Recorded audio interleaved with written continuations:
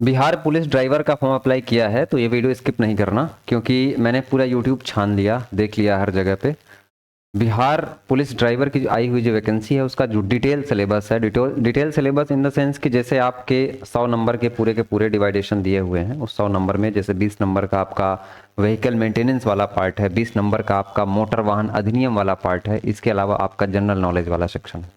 General knowledge तो आप सभी को पता होगा, लेकिन इसके अलावा जो व्हीकल मेंटेनेंस में आपको क्या क्या टॉपिक पढ़ने हैं, साथ ही साथ मोटर वाहन अधिनियम में क्या सिर्फ मोटर वाहन अधिनियम पढ़ना है या उनकी धाराओं को पढ़ने के बाद बाकी सारी चीज़ों को बाइकआउट करना है, इसी बात पर आज की चर्चा रहेगी, विशेष चर्चा रहेगी। वीडियो पसंद आएगा तो अपने साथियों तक जरूर साझा करिएगा। और इस बिहार पुलिस ड्राइवर से रिलेटेड जो भी क्लासेस हैं आपको इसी प्लेटफॉर्म पर देखने को मिलेंगी, तो आप जो है जुड़ जाएं। फ्री ऑफ कॉस्ट एक प्लेलिस्ट बन जाएगी। आप चैनल के प्लेलिस्ट वाले सेक्शन में जाइएगा, है ना, वहाँ पर आपको प्लेलिस्ट मिल जाएगी जिसमें पूरा का पूरा व्हीकल मेंटेनेंस और साथ ही साथ मोटर वाहन अधिनियम और भी जो हम लोग आज सिलेबस में देखने वाले हैं वो हो जाएगा। सबसे पहली बात तो अगर आप ऑफिशियल नोटिफिकेशन की तरफ जाएंगे प्यारे साथी, तो यहाँ पर आप देखेंगे 3 सेक्शन में आपका जो सिलेबस है वो डिवाइड है। 3 सेक्शन में टोटल 100 नंबर का आपका प्रश्न पूछा जाएगा, 100 क्वेश्चन आपके पूछे जाएंगे। यहाँ पर आप देख सकते हैं कि सामान्य ज्ञान एवं समसामयिक मुद्दों से संबंधित 60% प्रश्न, यानी जो जीके का सेक्शन होता है, जीके या करंट अफेयर, जिसको हम लोग जीके ऑब्लिक सीए कहते हैं, यहाँ से आपके 60 प्रश्न पूछे जाएंगे। ठीक है सर, यहाँ से तो आपके 60 प्रश्न पूछे जाएंगे। ठीक है, अब आगे हम लोग बढ़ें तो यहाँ पर जो दूसरा नंबर है, यहाँ पर लिखा हुआ है मोटर वाहन अधिनियम एवं अन्य सुसंगत। हर एक पॉइंट को सिलेबस में ध्यान रखिएगा। अन्य सुसंगत का मतलब हम लोग समझेंगे नियमावली के अधीन तथा यातायात के चिन्हों और संकेतों से संबंधित 20% प्रश्न पूछे जाएंगे। यानी जो मोटर वाहन अधिनियम है, जो मोटर व्हीकल एक्ट है, वो तो आपको पढ़ना ही पढ़ना है। उससे रिलेटेड और भी जो नियम बनाए गए हैं उनके बारे में आपसे प्रश्न पूछे जाएंगे। इसके अलावा जो यातायात के सिंबल्स होते हैं, है ना, संकेत होते हैं, इनसे जुड़े हुए कुछ प्रश्न आपसे पूछे जाएंगे। डिटेल में आगे हम लोग देखने वाले हैं। तीसरे नंबर पर है विभिन्न गाड़ियों के पार्ट्स एवं पुर्जे, लुब्रिकेटिंग और रख रखाव इत्यादि के सामान्य ज्ञान तथा वाहनों में आने वाली यांत्रिक एवं तकनीकी त्रुटियों से संबंधित 20 प्रश्न।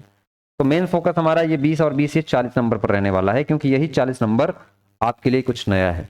ठीक है, स्टार्ट करते हैं। चलो भाई, सबसे पहले हम लोग आए तो जो आपका 20 नंबर का सेक्शन है, 20 नंबर का सेक्शन कौन सा है? मोटर वाहन अधिनियम वाला सेक्शन। तो 20 नंबर का जो पार्ट है मोटर व्हीकल एक्ट वाला जो सेक्शन है, उसमें ये कुछ पार्ट्स हमने बताए हैं आपको। ये आप कहीं से भी ढूंढ करके पढ़ सकते हो। आप हमारे इस नमस्ते आईटी से भी जुड़ करके पढ़ सकते हो, यूट्यूब पे भी मिल जाएंगी क्लासेस। सबसे पहले सबसे इंपॉर्टेंट क्या है? मोटर वाहन अधिनियम 1988 और 2019 है ना।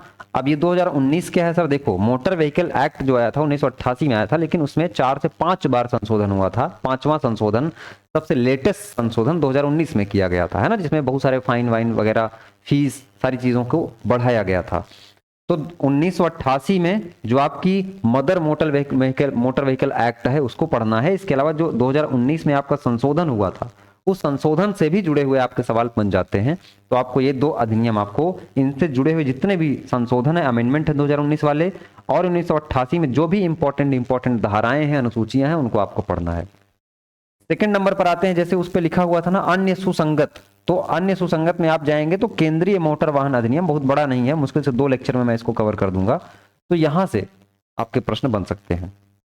इसके अलावा अब देखो, सबसे ज्यादा जो गौर करने वाली बात है वो आपका सबसे इंपॉर्टेंट है ड्राइविंग लाइसेंस से आपके खूब प्रश्न पूछे जाएंगे।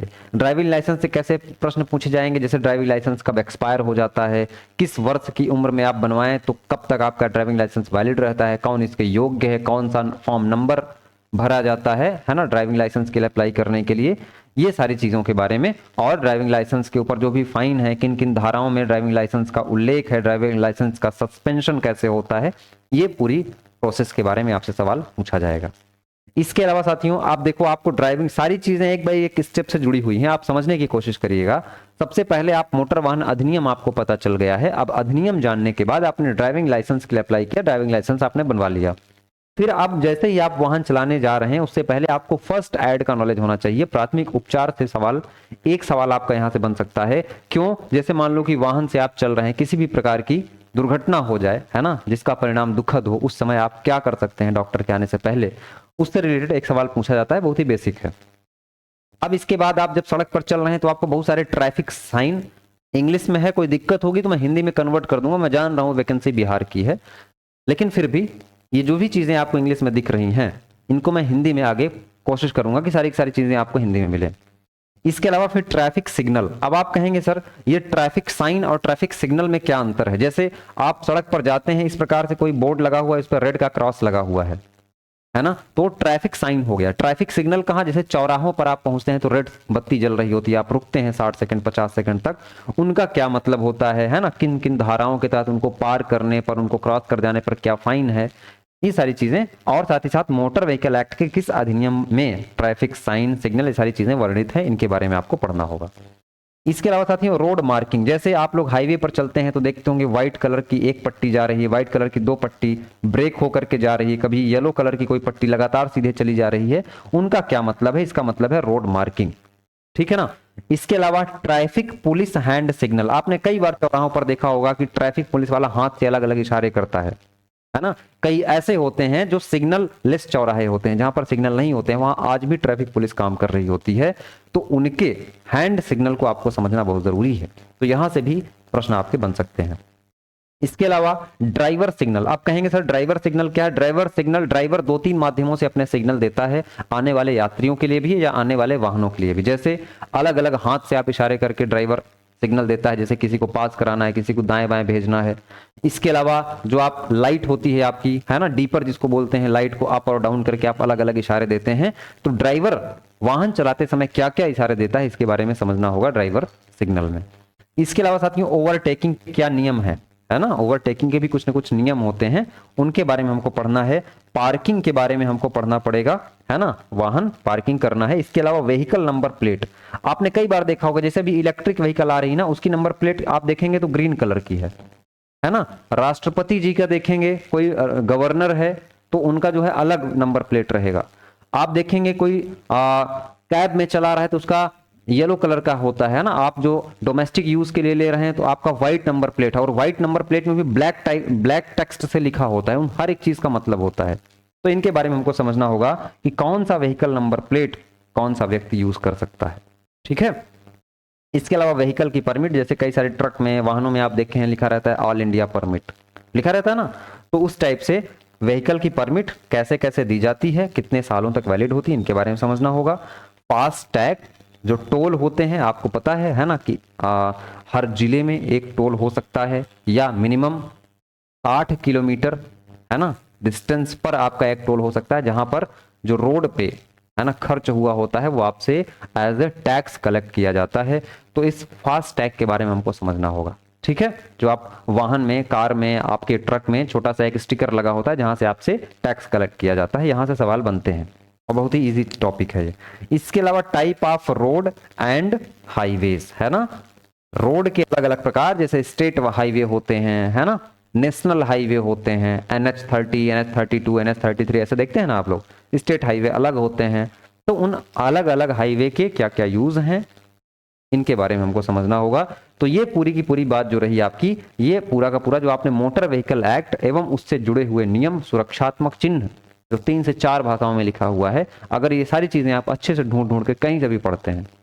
अब ये वीडियो बनाने की हमें क्या जरूरत पड़ी? मैं चाहता तो डायरेक्ट क्लास स्टार्ट करता, लेकिन मुझे लगा कि आपको सिलेबस पता होना चाहिए। जिस भी टीचर से आप पढ़ रहे हैं उन टीचर को आप ये सजेस्ट करें, उनसे रिक्वेस्ट करें कि सर ये सारी चीजें हमको पढ़ाएं, ठीक है। अब आगे बढ़ते हैं साथी, आगे बढ़ते हैं तो आ जाते हैं आपके इंजन वाले पार्ट में, है ना। अब इंजन वाले पार्ट में जो आपके ऑफिशियल सिलेबस में क्या लिखा हुआ है, देखो सिलेबस बहुत विस्तृत है, वीडियो बेशक लंबा जाएगा, क्योंकि जब तक आप सिलेबस को समझोगे नहीं, और मैं तो ये कहूंगा कि इन सिलेबस को नोट करके जहां आप सोते हो वहां पर कॉपी पेन से लिख करके प्रिंट आउट करके इसको चिपका लो, और जहां से भी ढूंढ ढूंढ के, बहुत सारे बच्चे फ्री में पढ़ते हैं तो ढूंढ ढूंढ करके हर जगह से, यूट्यूब पे सारा कंटेंट अवेलेबल है। टू बी ऑनेस्ट मैं आपको बता रहा हूँ कि यूट्यूब पर सारा कंटेंट अवेलेबल है, हमारी प्लेलिस्ट आपको मिल जाएगी BRO ड्राइवर की, ढूंढोगे तो वहां से भी पढ़ सकते हो। तो आप ढूंढ ढूंढ के सारी चीजें पढ़ लो।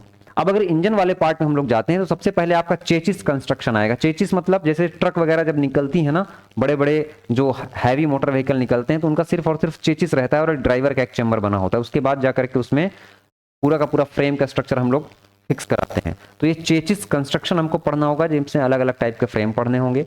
इसके अलावा इंजन पढ़ना होगा और इंजन के अलग अलग पार्ट्स और वर्किंग पढ़ना होगा। ये अपने आप में बहुत बड़ा टॉपिक है। अगर इंजन के पार्ट्स की बात करें तो इंजन में आपका सिलेंडर ब्लॉक हो जाएगा, पिस्टन हो जाएगा, पिस्टन रिंग हो जाएगी, फ्लाईव्हील हो जाएगी, कनेक्टिंग रॉड हो जाएगी, क्रैंक शाफ्ट हो जाएगी, कैम शाफ्ट हो जाएगी, इनटेक वाल्व हो जाएगा, आउटलेट वाल्व हो जाएगा, इनटेक मैनिफोल्ड हो जाएगा, एग्जॉस्ट मैनिफोल्ड हो जाएगा। इस प्रकार से इंजन के जितने भी कंपोनेंट छोटे छोटे पार्ट्स होते हैं, चाहे गैस्किट हो गया, चाहे ऑयल संप हो गया, उन सभी चीजों के बारे में आपको पढ़ना पड़ेगा, है ना। थोड़ा सा बड़ा टॉपिक है लेकिन हम एनिमेशन के माध्यम से देखेंगे, बिल्कुल परेशानी नहीं होगी। आगे बढ़े तो ये आपके सिलेबस में डायरेक्ट मेंशन है कि कूलिंग सिस्टम और लुब्रिकेशन सिस्टम। तो कूलिंग सिस्टम अलग है और लुब्रिकेशन सिस्टम अलग है। कूलिंग सिस्टम वाहन के अंदर से डेवलप हुई हीट को ठंडा करने के लिए, मतलब इंजन आपका ठंडा रहे जिससे इंजन आपका ओवरसीज ना हो, है ना। क्योंकि जब टेम्परेचर बढ़ेगा, कास्चायरन का अगर आपका सिलेंडर बना हुआ है, टेम्परेचर बढ़ेगा तो एक्सपेंड कर सकता है, कॉन्ट्रैक्ट कर सकता है, तो उससे टेम्परेचर को रिड्यूस करने के लिए, टेम्परेचर को कम करने के लिए हम लोग क्या करते हैं साथी, कूलिंग सिस्टम का इस्तेमाल करते हैं, जिसमें नॉर्मली एयर कूलिंग या वाटर कूलिंग का इस्तेमाल किया जाता है। जैसे बाइक वगैरह में आप एयर कूलिंग, हवा से ठंडी हो जाती है, बाइक छोटा इंजन है। कार वगैरह में आप देखेंगे रेडिएटर लगा हुआ है तो पानी डालते हैं आप, पानी से ठंडा होता है। इसके अलावा लुब्रिकेशन सिस्टम में आ जाए तो जैसे बहुत सारे इंजन के छोटे छोटे पार्ट्स होते हैं जो आपस में रगड़ खाते हैं तो घिसे ना वो, इस वजह से उनके बीच में कुछ ना कुछ ऑयल डाला जाता है। जैसे जब भी आप सर्विस कराने जाते हैं तो मोबिल ऑयल डालते हैं, इंजन ऑयल डालते हैं, तो वही चीज होता है, लुब्रिकेशन सिस्टम का ही काम करता है वो, है ना, लुब्रिकेट का काम करता है। आगे बढ़ेंगे तो गियर बॉक्स आपकी बाइक में भी होता है, 1 नंबर लगाया, 2 नंबर लगाया, 3 नंबर लगाया।